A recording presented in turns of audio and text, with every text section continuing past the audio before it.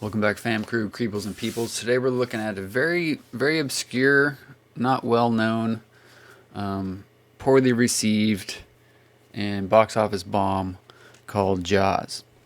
Now, I know you've probably never heard of this one. From what I know of it, it's some unknown director, and it's not based on a book, and it made like $10 in theaters. No one ever saw it. But when they made it, though, supposedly it was one of the easiest shoots ever. Like, they got in, they filmed it all, everything worked. The mechanical shark worked perfectly. They did it in like a couple days. That's what I understand. Okay, but seriously, 1975, directed by Steven Spielberg, based on the novel by Peter Benchley. Screenplay, Peter Benchley, Carl Gottlieb, with a few touch-ups by other people, It's about the Indianapolis speech, depending on who you talk to. This is a 1991 Universal release of the VHS, obviously originally 1975. This is a tape that my friend at Bose, Jonathan, picked up for me in one of his hauls when he goes out thrifting. The original one I have, I want to say the original one that I owned when I was a teenager on VHS was it. I don't know if it was a two tape. It might have been a two tape set that had like the kind of the foil hologram stuff around the edge, and it was widescreen. It definitely would have been widescreen, I believe. I'd have to dig it out of storage. Eventually, we'll see it on this channel. One of my sort of predecessors and mentors in the theater business, a guy named Mike, this was his favorite movie. Jaws, everything. Jaws, Jaws, Jaws. He saw Jaws in theaters literally hundreds of times. He's written a book on Jaws 2, which I mentioned in the acknowledgments at the beginning. He used to correspond with Roy Scheider. I mean, he owns a huge collection of Jaws memorabilia. Actually, there's a documentary years ago called The Shark is Still Working. And at one point I had like a copy of the original full-length version of the documentary that he was in.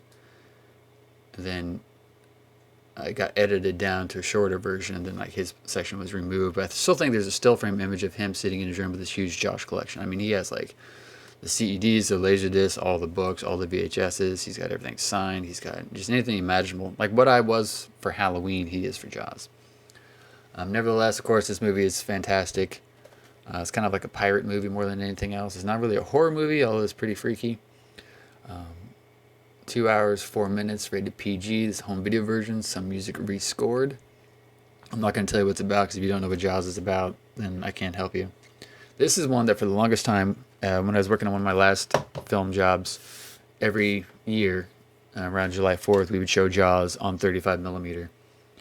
And usually, people before me, they do like one show on 35 millimeter, and then the rest they do digitally. But I was like, if we're gonna do it, we're gonna do it. So I'd always do all Jaws shows on 35 millimeter. So I think I did 4 nights in a row of Jaws. I can still tell you where every single changeover between reels is on this movie, because I did it so many times. It held the record for the longest time of 35 millimeter screenings with like 8. And then this movie called, Too Late, which was a newer movie shot on 35 millimeter and only presented on 35 millimeter, I think tied it or maybe beat it with 7 or 8. But then Dunkirk came out in 2017, and not every single screening, but I ended up doing 21 showings of Dunkirk on 35 millimeter. And this is reel-to-reel presentations, where I had to load each reel individually and then switch between reel 1 to reel 2. It wasn't, building up the print, let it in the run. Excuse me, guys.